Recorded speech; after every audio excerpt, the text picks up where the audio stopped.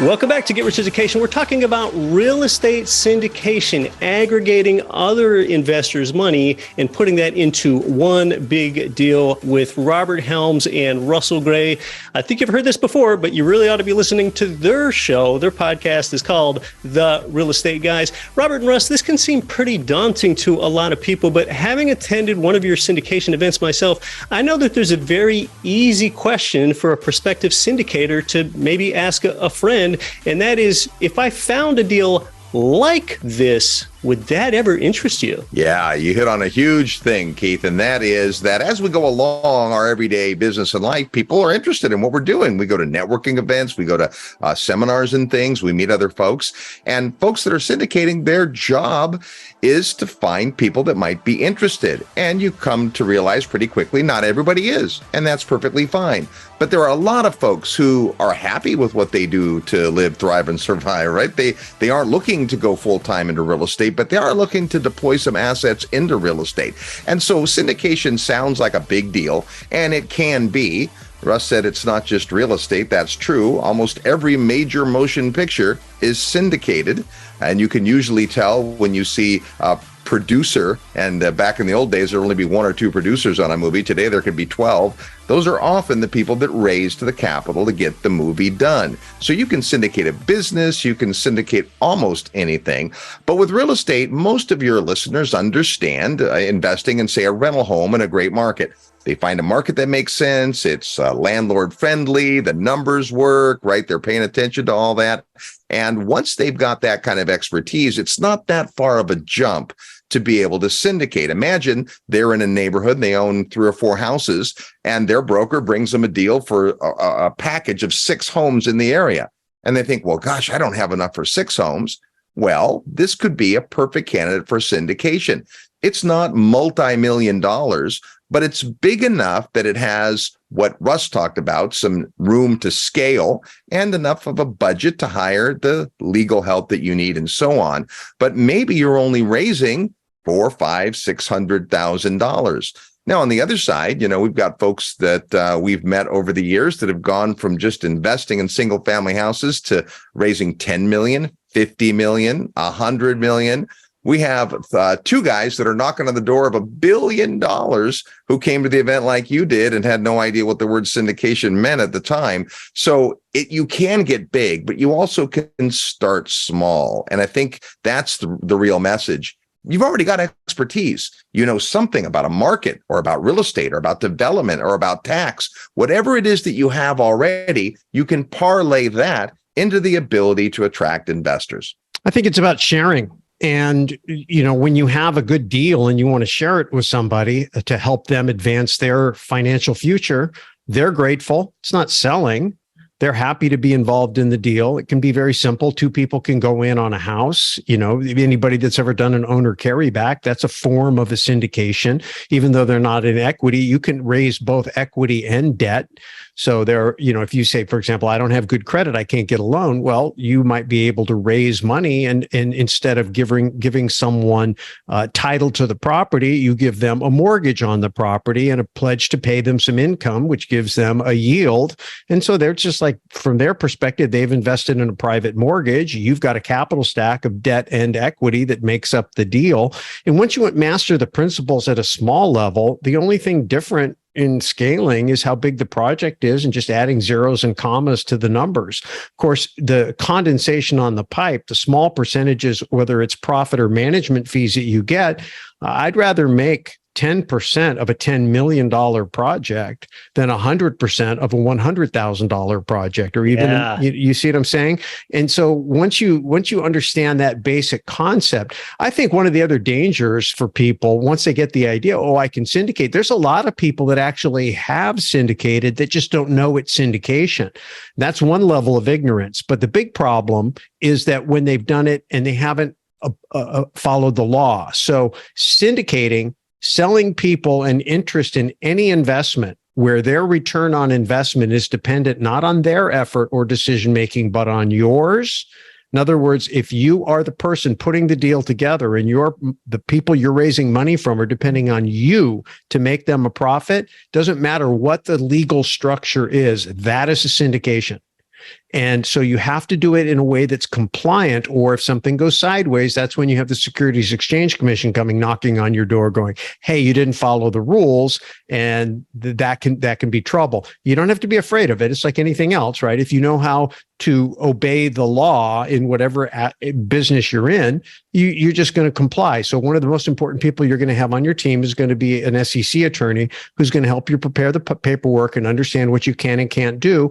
And again, we talk about scale. If you're going to do a small deal, the costs of doing that eat up all your profit. But if you do a big deal, then these expenses to do it right are just very minimal burdens on the overall project. Russ is touching on something that I asked about earlier about degrees and certifications. You're going to find that requirements there are rather light, but yes, you do need to do things in accordance with SEC guidelines, surely.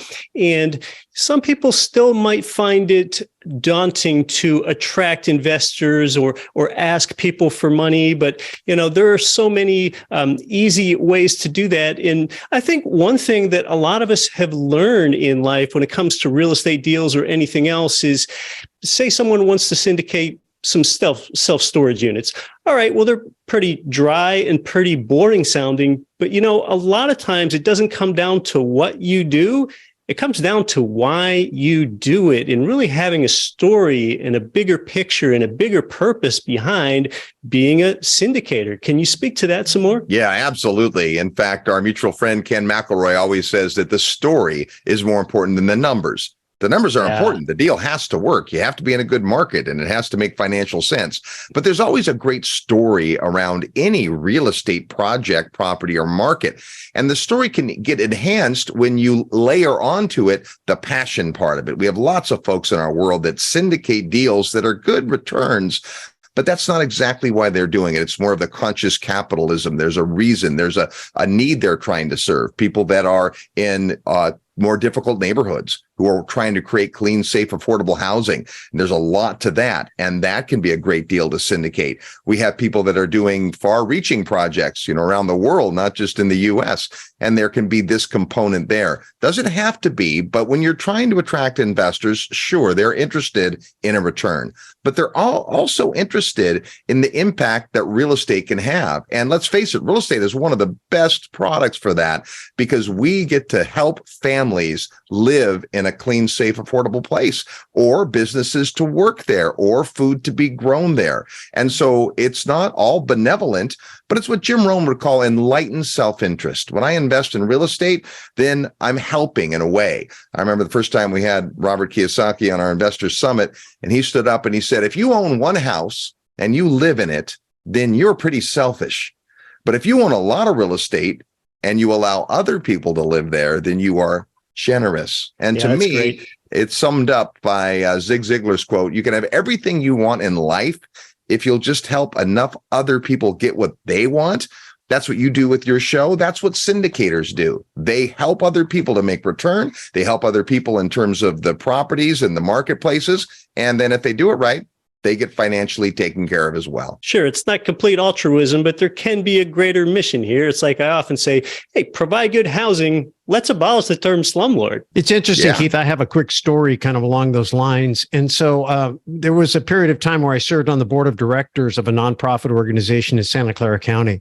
And they had been in a business for 25 years, but they always paid rent. And I was the treasurer, and I went through the financials, and I saw over 50% of their donations were going to pay rent.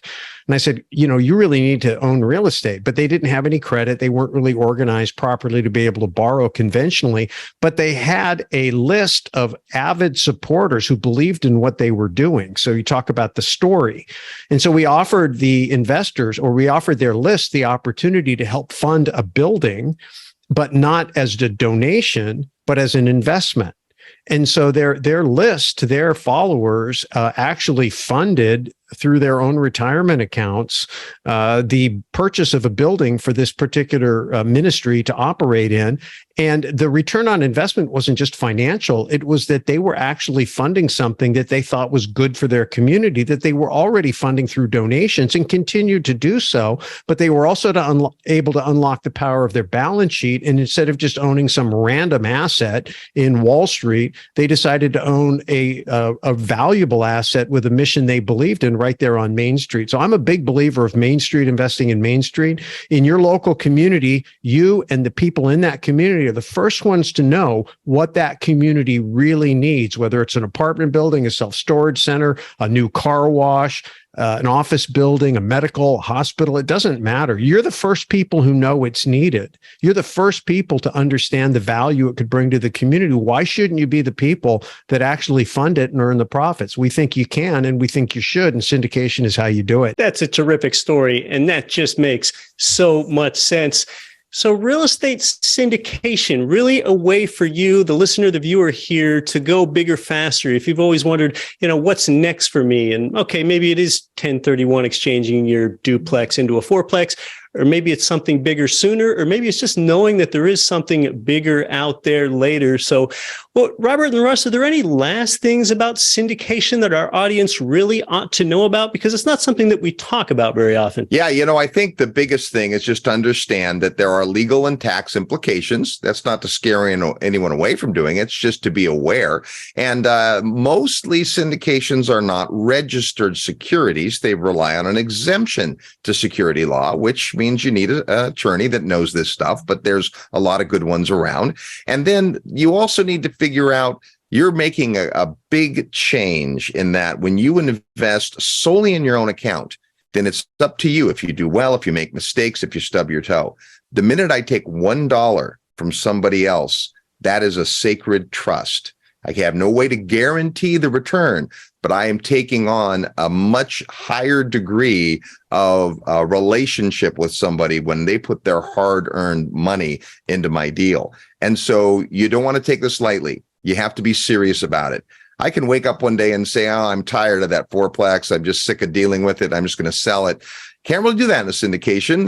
You're going to have to stay the course. You'll have a plan. You've got to execute it. And just remember, other people are relying on you. But it is one of the very best business opportunities there is. That's right. You guys train syndicators, and I think you've often learned that a syndicator will treat a dollar from someone that's invested in their deal even better and show more concern for that than they would their own dollar. And they certainly should. Yeah. Actually, Keith, I'd say this. If you're the type of person out there who's thinking, I would be scared to death to invest somebody else's money, you're exactly the type of person who should do it, because the alternative is to cede the responsibility for investing other people's money to people who don't care. And there's a lot of them out there who will just take other people's money and not care about it because they're not afraid of losing it. They don't care. So if you care, you're the right type of person for this business. And the last thing I'll close on is really a mentality. You opened up the show talking about Robert Kiyosaki, and Robert Kiyosaki's seminal work, Rich Dad, Poor Dad, is a paradigm shifter. That's really what it is. It changes the way you think. When it comes to syndication, fundamentally, it's a Donald Trump quote, ironically. If you're going to be thinking, you might as well think big. Yeah. Right? If you're going to invest, you might as well invest big. If you're going to do business, you might as well go big. And so I think a lot of people just lock themselves out from doing anything big because they don't think it can happen to them. But we have seen over the years, we've been doing this a long time, a dozen years, we've seen many people come in and raise 10, 20, 30, $50 million. And you get a small percentage of that, 5 or 10% of that between your fees and your profit. You're making an awful lot of money, a lot of 7-figure incomes. And so procrastination is expensive. If you have $1 million a year income in your future in the syndication business, then every year you wait costs you $1 million. Every 6 months you wait costs you $500,000. Every month you wait costs you more than $80,000. And that's just on $1 million a year income. Do the math. If you have a $5 million or $10 million a year income. So think bigger, give yourself the benefit of the doubt, find out what it's all about, and ask yourself, do I have the chops to do it? Meet some people who are actually doing it successfully and say, are they any different than me? Are they any smarter than me? Do they work any harder than me? Do they have any special innate talent that I don't have? And I think you're going to find out, no, they don't. It's available to you too, but you have to open your mind up to the possibility. Well, that's a great point in how you guys, as Russ says, create these environments, these live events that you've regularly hosted for years, including the Secrets of Successful Syndication event that you host twice annually. You have one that comes up in October, I know. And sort of like Russ was saying, if you've ever wondered if syndication is for you, meet some of the other people that are in the room, and you're probably going to find out that you know some things about real estate that they don't know. And so we've talked about your podcast. Again, for you, the listener here, it's called The Real Estate Guys Radio Show. I personally don't listen to very many podcasts. I listen to the Real Estate Guys every single week. Robert, you made mention of your summit, your annual investor summit, which you hold in Belize. It's coming up in June. I have attended it in person. It is the greatest real estate investing and just overall investing event that I have ever attended. And then tell us a bit more about your next and upcoming Secrets of Successful Syndication event and what one can expect there. Yeah, so if you're listening live, there's one right around the corner. But depending on when you listen to this podcast, we always do it twice a year, usually once in the spring and once in the fall. And you can find out all the details at our website at realestateguysradio.com under events. It's 2 days, and it's not designed to teach you every single thing about syndication. What it's designed to do is give you the big picture. And after those 2 days, you will understand every single component. And in many cases, you'll have a homework, which will be to go get a relationship or do some more study or meet some more people. But the big thing that's always just blown us away since we started this event in 2011 is the quality of people that show up. In the morning, the first day, I usually say, raise your hand if you own at least 4 income properties, and almost every hand. I mean, this is a room of movers and shakers. Yeah. And the last 2 events have been over 300 people, and they all have great stories and great market knowledge and just that buzz. A lot of people have done deals, syndication deals, and they're coming to learn more. And some people are just investors in their own account. I would say the majority, or passive investors that want to learn about this avenue. And it's a really great opportunity to invest a couple of days and see if it's for you. You might decide, no, it's not. But at the very least, you'll have met some cool people. You'll get to hang out and network. And who knows, maybe syndication is in your future. Well, the center where you can learn about their events and everything else that they do is at their website, realestateguysradio.com. Robert and Russ, it's been great learning about how to go bigger, faster, and how everyday investors really can take things to the next level. Thanks so much for coming on the show. Keith, thanks so much for having us. It's great to see you, and keep up the good work, my friend. Thank you, Keith.